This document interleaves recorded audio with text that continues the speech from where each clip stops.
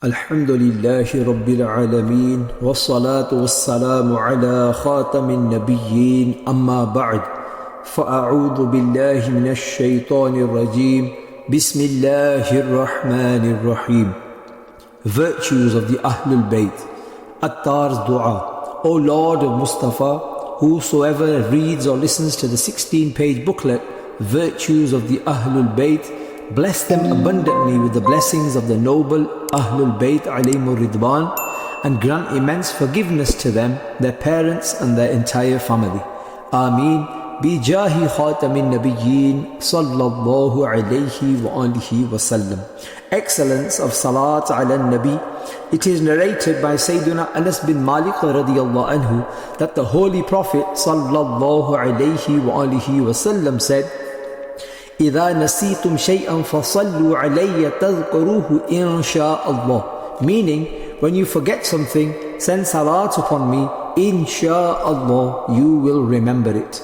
صَلُّوا عَلَى الْحَبِيبِ صَلَّى اللَّهُ عَلَى مُحَمَّدِ. Dear Islamic brothers, Muharram al-Haram is a sacred and sanctified month, and many historical events occurred on its 10th day. In particular, in 61 AH, a very bloody and sorrowful event took place on the day of Ashura. Here, people commemorate the day of Ashura with great devotion and make special arrangements for the Ithal Thawab and reward of the pure Ahlul Bayt through offerings and food, i.e. Nazar o Niyaz. Gatherings are organized in masjids to highlight the status of the noble Ahlul Bayt.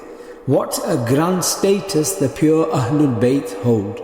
The brother of Imam of Ahlul Sunnah, Imam Ahmad Raza Khan Rahmatullahi alayh, Maulana Hassan Raza Khan Rahmatullahi alayh, wrote a very beautiful mankabat in praise of the Ahlul Bayt, which I like very much because his poetry is also strictly in accordance with the Sharia. For the sake of seeking blessings, a few verses of this mankabat are presented. Baghe Jannat ke hain behre madha khwane ahle bayt, tumko mujda nar ka e dushmanane ahle bayt. Inki paaki ka khudae paak karta hai bayan, aaye tatheer se zahir hai shane ahle bayt. Inke ghar mein be ijazat Jibrail aate nahi, qadar wale जानते हैं qadr o shane ahle bayt. रज़्म का मैदान बना है जलवा गाए हुस्न इश्क, करबला में हो रहा है इम्तिहाने अहले बैत। ऐ शबाब फसल गुल ये चल गई कैसी हवा, कट रहा है लहलहाता बोस्ताने अहले बैत। किस शकी की है हुकूमत हाय क्या अंधेर है, दिन दिहाड़े लुट रहा है कारवाने अहले बैत। खुश्क हो जा खाक होकर खाक में मिल जा फुरात, खाक तुझ पर देख तो सूखी ज़बान अहले बैत। तेरी कुदरत जानवर तक आब से सैराब हूँ, प्यास की शिद्दत से तरपे बेज़बाने अहले बैत। फातिमा के लाडले का आखिरी दीदार है, हशर का हंगामा बरपा है मियाने अहले बैत। वक्त रुखसत कह रहा है खाक में मिलता सुहाग, लो सलाम आखिरी ए बेवगाने अहले बैत। बेअदब गुस्ताख फिरका को सुना दे ए हसन, यूं कहा करते हैं सुन्नी दास्ताने अहले बैत। O lovers of the Ahlul Bayt, Allah Almighty has praised the pure Ahlul Bayt in the magnificent Quran and revealed this blessed verse in their honor.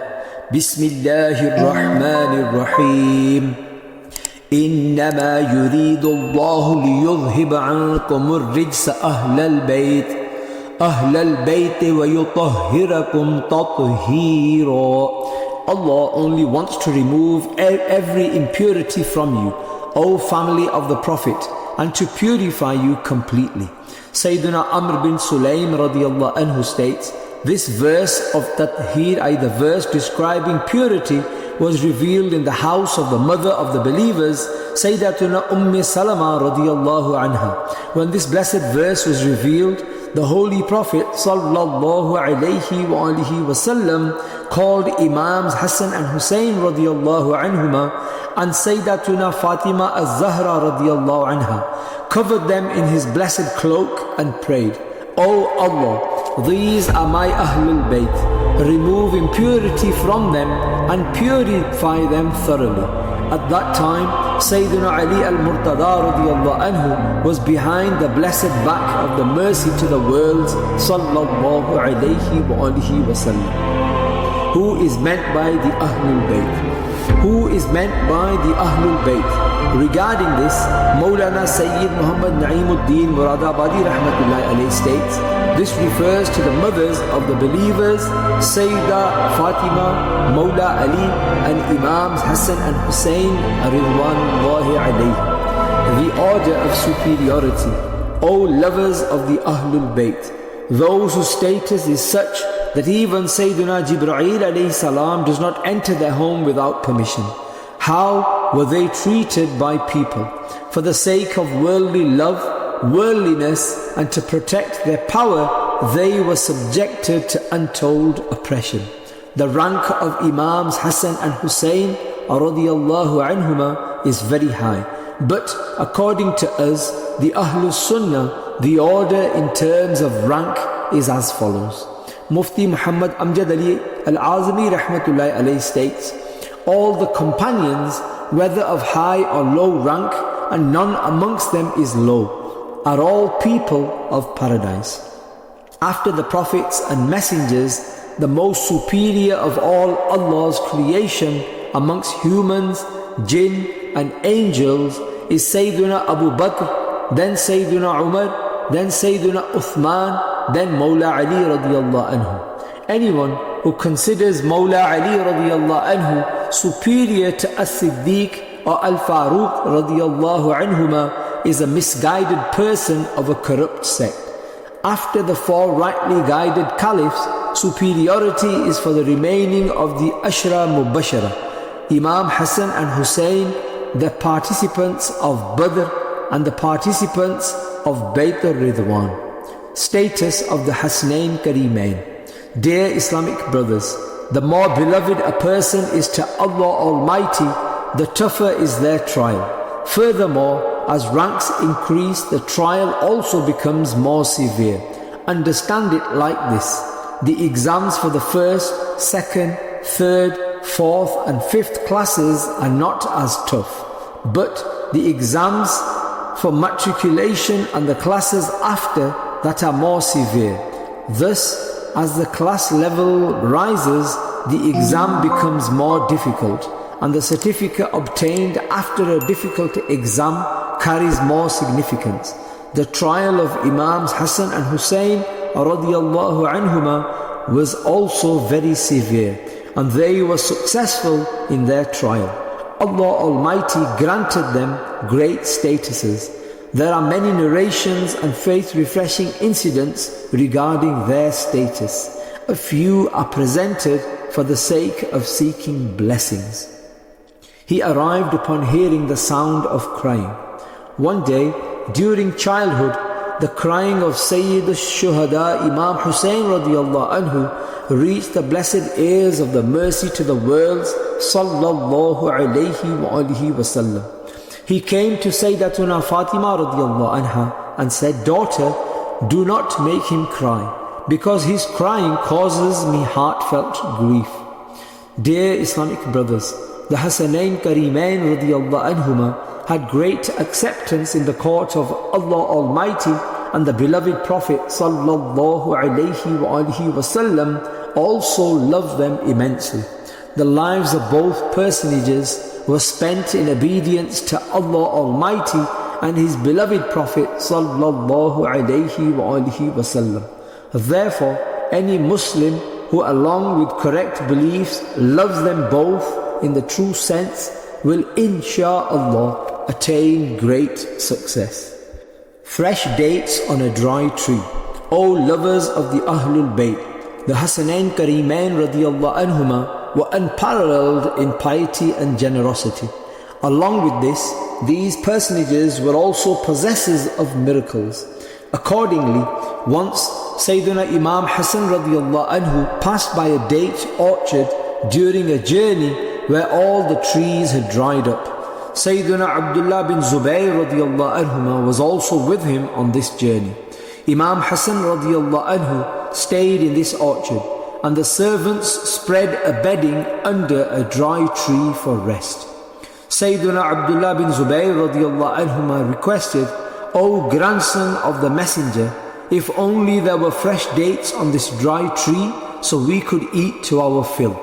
Hearing this, Imam Hassan radiallahu anhu recited a prayer in a low voice, by the blessing of which that dry tree became green and lush within a few moments, and fresh ripe dates appeared on it.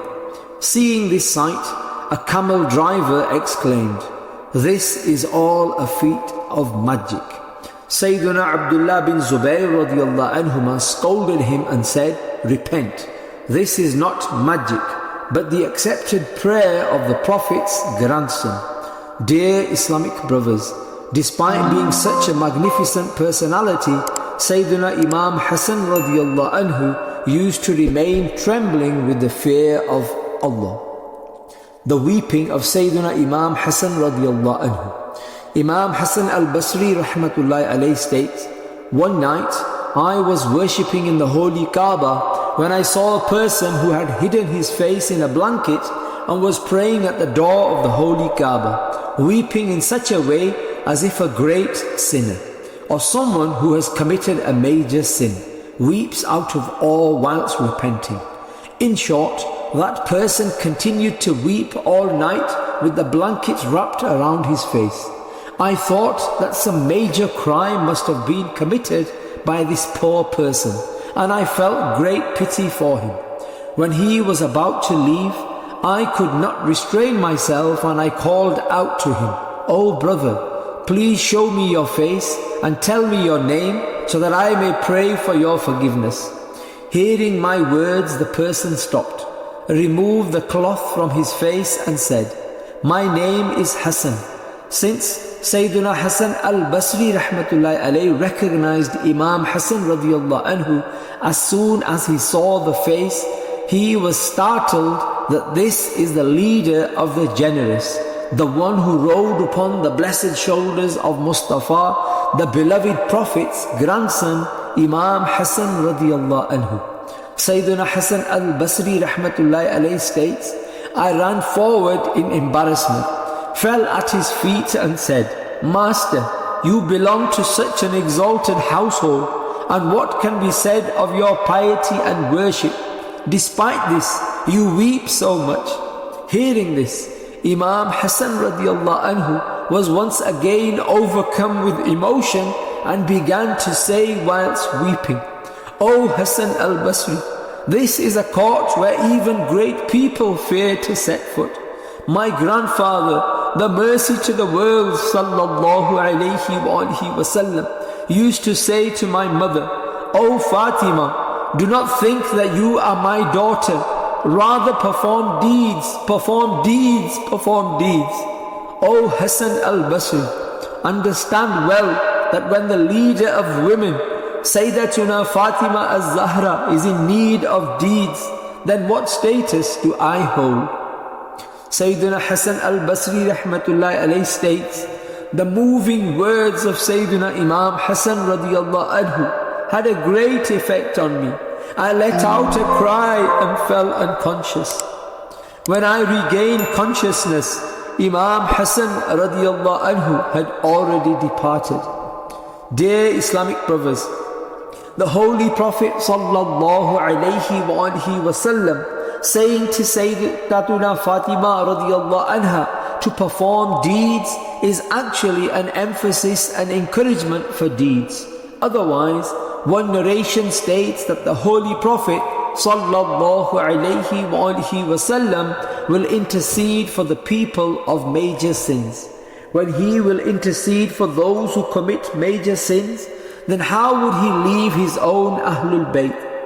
The status of the pure Ahlul Bayt is such that sinners like us will take refuge in their shadow.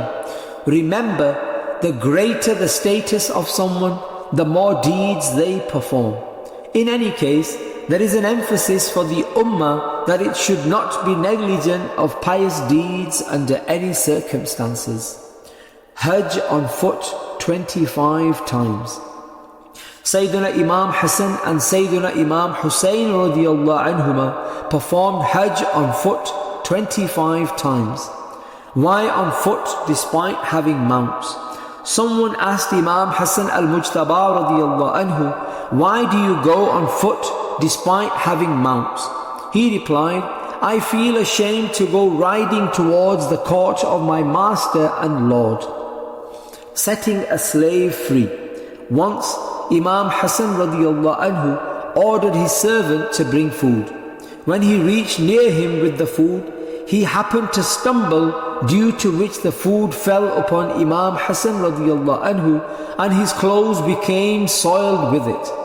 Since that servant was a knower of the Holy Quran, this blessed verse came upon his tongue. Bismillahir Rahmanir Rahim. وَالْكَاظِمِينَ الْغَيْظَ وَالْعَافِينَ عَنِ النَّاسِ, and control rage and forgive people, and those who swallow their anger, and those who forgive people. Meaning, the quality of a believer is that he is forgiving, not one who stays on the lookout for an opportunity to take revenge immediately, as is our way. That if someone scolds us in front of 4 people, we try to humiliate them in front of 1,000 people, whereas our pious predecessors, Rahmatullahi Alaihim, did not take revenge on anyone for the sake of their own self. Anyway, when the servant recited this blessed verse, at that very moment it was uttered by the blessed tongue of Imam Hassan radiyallahu anhu, قَدْ عَفَوْتُ عَنْكَ, meaning, I have forgiven you. Upon hearing this, the servant recited the final part of the blessed verse. Bismillahir Rahmanir Rahim. Wallahu yuhibbul muhsinin. And Allah loves the righteous. Upon this, Imam Hassan radiyallahu anhu said, Anta hurrun li wajhillah, meaning you are free for the sake of Allah. Dear Islamic brothers, did you see, despite his clothes being ruined, how Imam Hassan radiyallahu anhu treated his servant with excellent character? Reflect. If we were to be stumbled upon by some servant or employee, such sentences would immediately come out of our mouth. Are you blind? Can't you see where you are going? What was the hurry? You have destroyed my clothes, etc., etc. Some wealthy people even hurl a few abuses on such occasions, and thus, whether the employee is a sinner or not, the employer certainly becomes a sinner. Look at how well-mannered our pious predecessors, Rahmatullahi Alaihim, used to be. Imam Hassan radiyallahu anhu gave his servant such a beautiful punishment for his mistake that he set him free. May Allah Almighty bless us with the spiritual benefits and blessings of these holy souls. Ameen. Bijahi khatamin nabiyyin sallallahu alayhi wa alihi wa sallam. O lovers of the Ahlul Bayt, Imam Hassan and Imam Hussein radiyallahu anhuma, both princes, were of immense greatness, and their trials were also equally severe. Martyred by being poisoned. Sayyidina Imam Hassan radiyallahu anhu was martyred by being poisoned. Such was the state of his patience and self-control that he did not reveal the name of the poisoner until his last breath. Because evidence is necessary, and if a witness is not presented, a charge cannot be laid. Therefore, the accusation of poisoning cannot be leveled against anyone. In any case, he radiyallahu anhu did not reveal the name of the poisoner, lest it happen that he named someone based on his conjecture and they had not given the poison, resulting in them being punished without reason. In the end, he radiyallahu anhu was martyred. Martyrdom of Ali Asghar radiyallahu anhu. Along with other martyrs of Karbala, little Ali Asghar radiyallahu anhu was also present in the plain of Karbala, whose age at that time was 6 months, and his tongue had become like a thorn due to thirst. However, wretchedness overcame the Yazidi army, and one of them, a cruel, a merciless person named Hurmula bin Kahil, fired an arrow which struck the throat of little Ali Asghar. He gave a shudder, struggled, and became still. Ah, what a strange sight it was that even a 6-month-old child was not spared. How much grief must the exalted Imam Hussain radiallahu anhu have felt. Furthermore, the exalted Imam radiallahu anhu saw his young son, the likeness of Mustafa, Sayyidina Ali Akbar radiallahu anhu, his nephew Sayyidina Qasim bin Hassan radiallahu anhuma, and his two nephews Sayyidina Muhammad and Sayyidina radiallahu anhuma, being martyred before him. Rather, he saw the entire family being cut down before him. Martyrdom of the exalted Imam radiallahu anhu. Dear Islamic brothers, along with so many sorrows, if there is also hunger and thirst, a man is completely broken. But despite this, not a single tremor of wavering came to the steadfastness of the exalted Imam Hussain radiallahu anhu. He took his sword, Dhul-Fiqar, entered the battlefield and fell upon the enemies.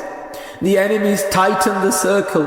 Finally, Sayyid Ash-Shuhada, the one who rode upon the shoulders of Mustafa, the peace of the heart of Fatima, the light of the eyes of Mustafa, Sayyidina Imam Hussain radiallahu anhu, on Friday the 10th of Muharram al-Haram, before the Zuhr prayer, having remained hungry and thirsty for 3 days, having seen the blossoming flowers of his family drenched in dust and blood before his own eyes, and having endured the grief of their martyrdoms, came down to the ground in a wounded state. Shimr Zil Joshan climbed upon his blessed chest. He was close to separating his sacred head from his blessed body, but he said to him, "Let me perform one final prostration in the court of my Lord." He stepped down from the blessed chest and he went into prostration. In the state of prostration itself, Shimr Zil Joshan separated your sacred head from your blessed body. O followers of Imam Hussain radiallahu anhu, O those who eat and serve his niyaz, the one whose niyaz you eat with passion for the sake of seeking blessings, he had his head severed in the state of prostration. Therefore, do not just become niyaz eaters, become performers of salah as well. Remember, the food cooked for the ithal thawab by the reward of the pious predecessors, Rahmatullahi Alaihim, is called niyaz out of respect. And there is no harm in saying so according to Sharia. Rather, it is completely permissible. The food of niyaz is in the name of Allah alone. But if it is to transmit the reward of the elders, it is called niyaz. And if it is for the purpose of transmitting reward to common people, it is called Fatihah. We eat the kichra of Sayyidul Shuhada's niyaz with passion, drink sherbet and cold water, but we miss our prayers.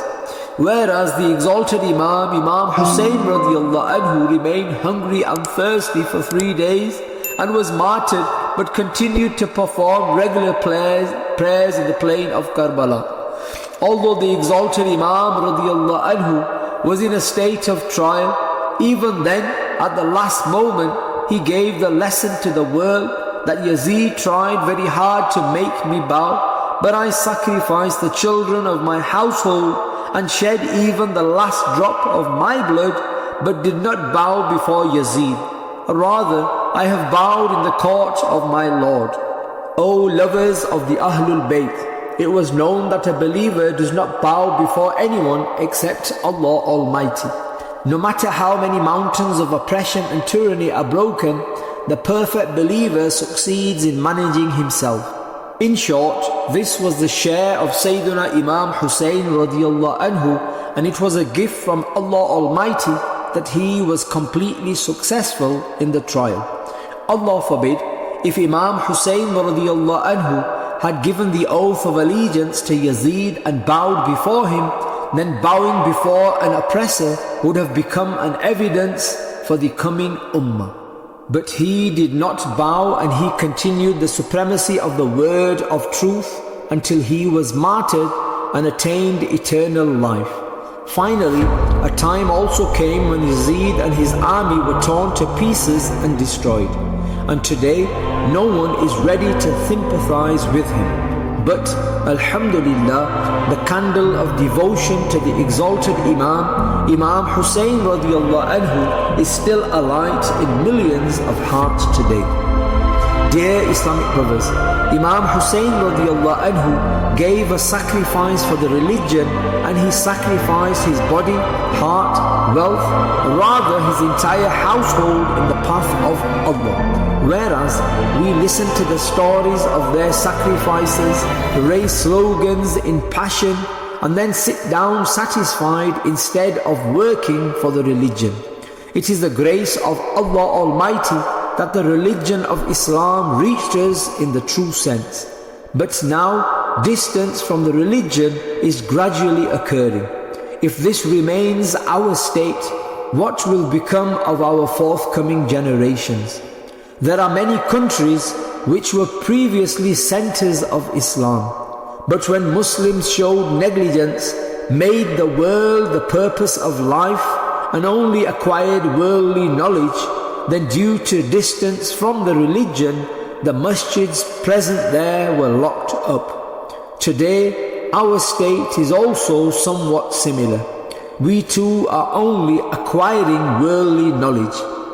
We do not remember the 6 kalimas, rather we do not even remember Imani Mufassal and Imani Mujmal. We perform Salah but do not know the obligatory fard acts of Salah. We perform wuzu but do not know the obligatory fard acts of wuzu.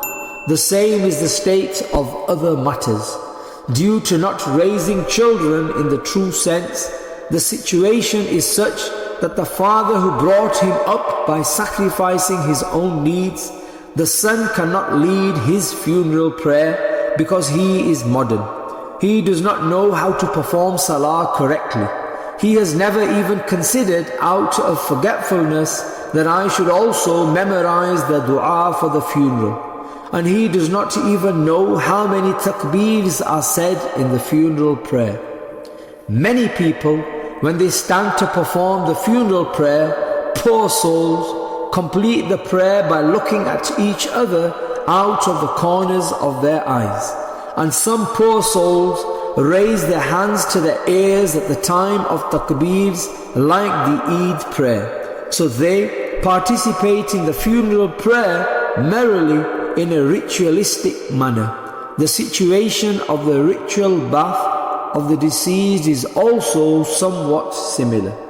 The father's body is lying in the house, but the son cannot give the bath because he has never learned how the deceased is given a bath. The father also never encouraged the son throughout his life to learn the ghusl of the deceased. And then the poor man has to suffer the consequences after death. If the son gives the bath to the father, there will be emotion in it. There will be sadness. There will be pain. And it will be his desire that I give the bath to my father whilst keeping as many sunnahs as possible in mind.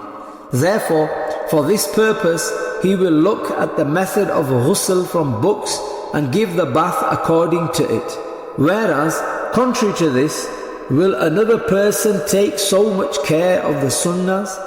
Similarly, if the son leads the funeral prayer of the father, tears will be also trickling from his eyes, and a state of emotion and grief will also overcome him. Whereas another person will not lead the funeral with such emotion and sadness. The best means of expressing devotion. O lovers of the Ahlul Bayt, the exalted Imam Hussein radiallahu anhu gave the sacrifice because he wanted to see the tree of Islam green and lush. But unfortunately, we are trampling over everything ourselves.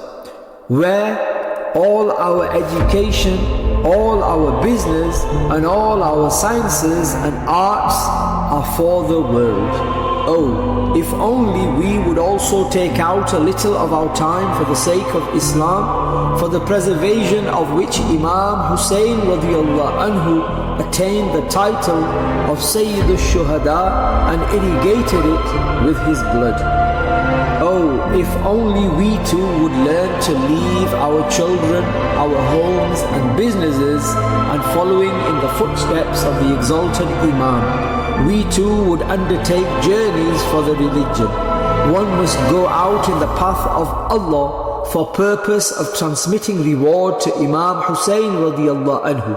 One must walk on the path of the Sunnahs, learn the Sunnahs oneself and teach them to others as well.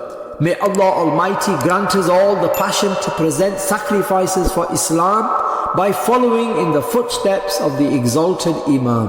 Ameen. بجاه خاتم النبيين صلى الله عليه وآله وسلم. صلوا على الحبيب صلى الله على محمد. Majeed Islami videos के लिए गुलशन मुहम्मदी को subscribe करें।